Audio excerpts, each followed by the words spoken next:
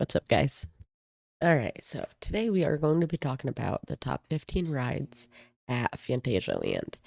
And I've been to Disneyland. And so I'm going to be able to definitely tell the differences between the two. So I have always liked roller coasters, and I'm starting to not like them. The older I get, the weaker my stomach gets. Anybody can relate to that. I'm sorry. But all right, so I'll just jump on it. Phantasialand is one of the world's best theme parks. This park is located in Germany, and while it may be small in terms of land, it has some of the most immersive and unbelievable theming in the world. Each area teleports you to a different world, and that theming is accompanied by an exciting ride lineup. Phantasialand currently features 7 different roller coasters and several notable non-coasters, so in this video I will rank my top 15 favorite rides and attractions at this theme park. Number 15. So yeah, this kind of looks kind of similar. Um, this definitely looks way more festive than Disneyland, but I really like it already. Another thing though is roller coasters break, and I don't know about roller coasters from different countries, but here in America, you hear all the time about people dying, falling off of rides, and something going wrong. I mean, they are machines. So it's like, I don't know. Freaks me out a little bit now. Feng Ju Palace. Feng This Ju Vekoma Palace. madhouse is the first of many themed attractions you'll find in this list. The facade is this ornate oriental palace, and then you have a pre-show with a decent ninja battle to set the story. Then the ride itself is one of the best of the genre between the theming and ride system. The benches in the Vekoma models have more movement than you may expect, so the illusion that the room is actually inverting is quite convincing. Number 14. Geister Rikscha. I've been to something similar like that, and it was actually, we were up in the air and just flying and stuff, and it seemed real. I love how this classic dark ride is almost always a walk-on, but it does feel dated. The ride has expansive sets with a few massive animatronics. Several scenes are reminiscent of Disney's Haunted Mansion, but this ride is very slow-paced and lacking on wow moments. Number 13. Crazy Bats. This Vekoma creation is an I just got thinking I'm gonna have to tell Charlie about this. Number 13. It's the one more. Several scenes are reminiscent This of one. Disney's Haunted Mansion, but this ride is very slow-paced Because it is slow paced, and he does not like roller coasters, but I bet he would go on this. and lacking on wow moments. Number 13. Crazy Bats. This Vekoma creation is an odd indoor roller coaster. Unlike Phantasialand's other themed attractions, Crazy Bats feels sterile. This coaster takes place in a dark, unthemed box. The one thing this ride has going for it is its length. This ride has a whopping 3 lift hills and 3,852 feet, or 1,174 meters of track, Ow. but it just doesn't do much with that length.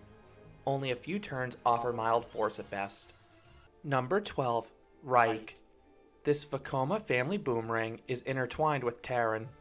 It's sort of hard to separate the two from a distance because both coasters are black and have similarly twisted track.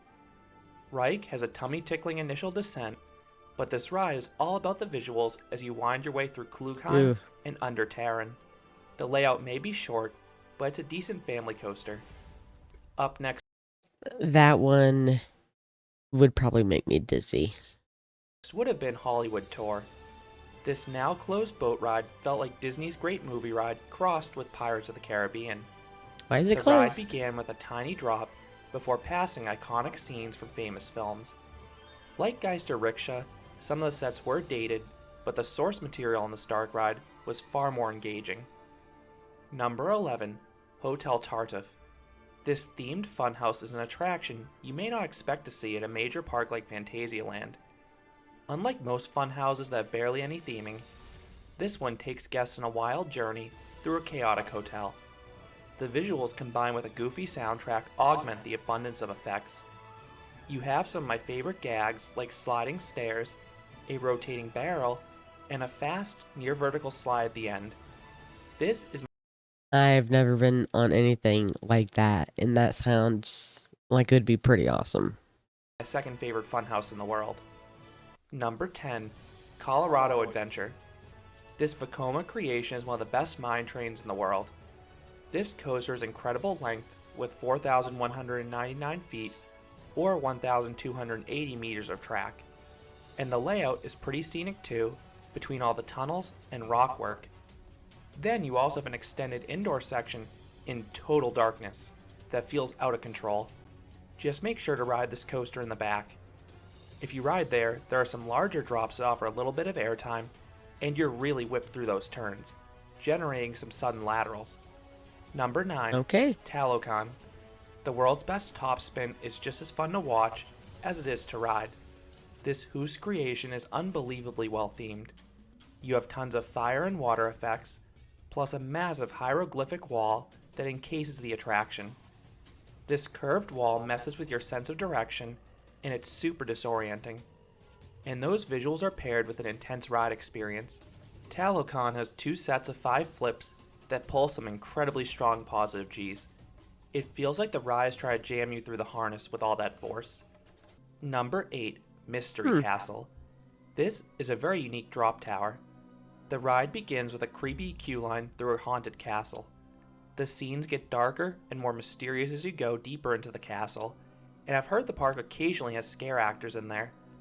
Then the ride itself is a rare system from Intamin. Housed in a 213-foot or 65-meter tall tower, this one has some cool lightning effects on the ceiling, and the deafening air blasts are quite intimidating. The ride rapidly pulls riders to the top, and eventually drops them back down, giving a decent freefall. That was the one that somebody fell out of here in America, and they went all the way up, and when they went to drop, he fell out. Like when they and obviously he did not make it, and that was really, really, really sad. Sensation. Few drop towers are as themed as this one, and the exact program can vary depending upon the time of day. Number 7, Mouse Out Chocolat. This feels like Ratatouille crossed with Toy Story Mania. You have the same ride system as Toy Story, with a pop gun and 3D targets. This is one of my favorites, actually. And you need to blast mice with pastry shooters that have overrun a bakery. The ride is just as addictive as its Disney's equivalent, and the cartoony scenes are pure chaos. It can be a little tricky to find the high-value targets in the busy sets, but it's rewarding when you actually hit them. Number 6, River Quest. This is one of the best river rapids rides in the world, if not the best. This Hafima attraction isn't your ordinary rapids ride. In fact, there are barely any rapids. Instead, you have grand theming and 3 frightening drops. Each of those drops feels completely out of control. The first one pinballs you off the side of the drop. The second is the best, as it starts as a curving whirlpool with laterals before straightening out into a straight steep bit. I would Because like of the that. speed you've built up, you get a pop of airtime in that little drop at the end, and a downright violent deceleration on the splashdown. The third drop is a small but steep one, augmented by waterfalls on both sides. All 3 drops create massive splashes, so you're almost guaranteed to come off drenched. Number 5, Winjas.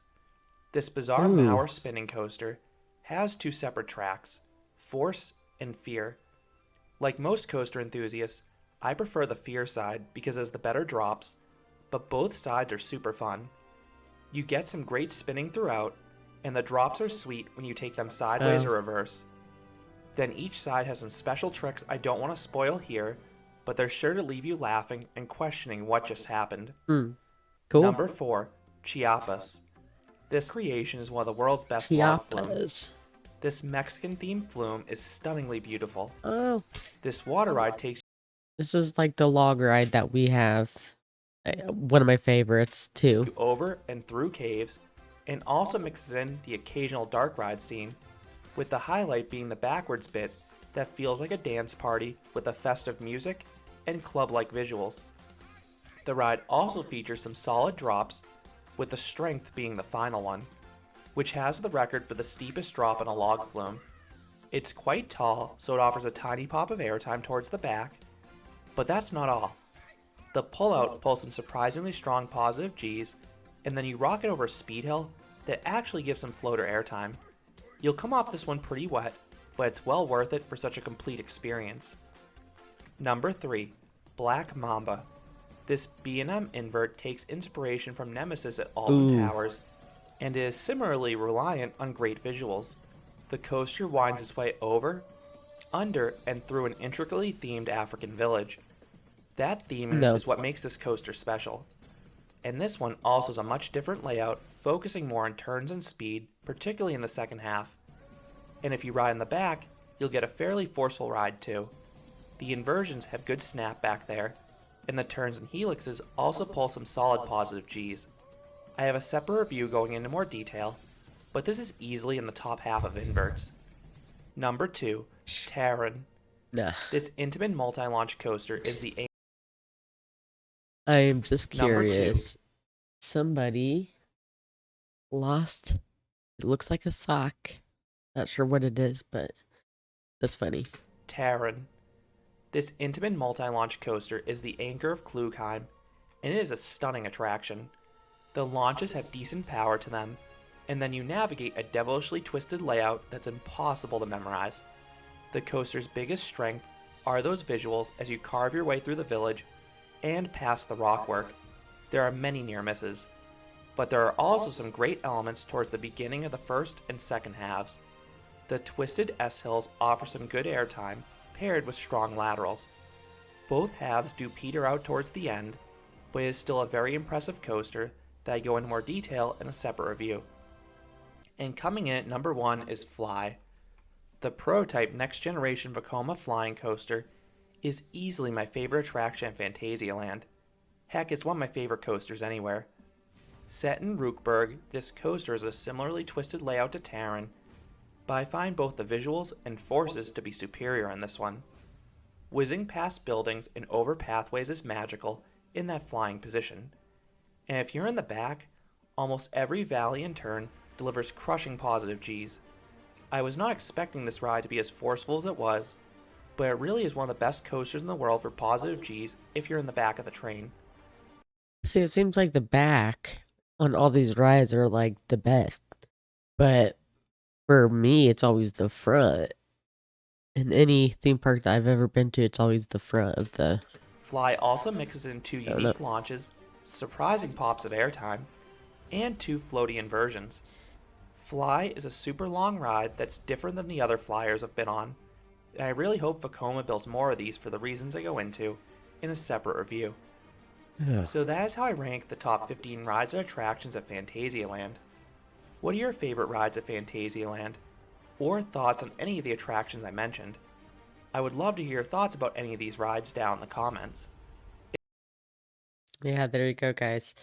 So definitely check out this channel. It is called Cannaboy Coaster. Canopy Coaster. Um, this is the first video that I've watched of theirs, but I'm definitely gonna be watching more of them.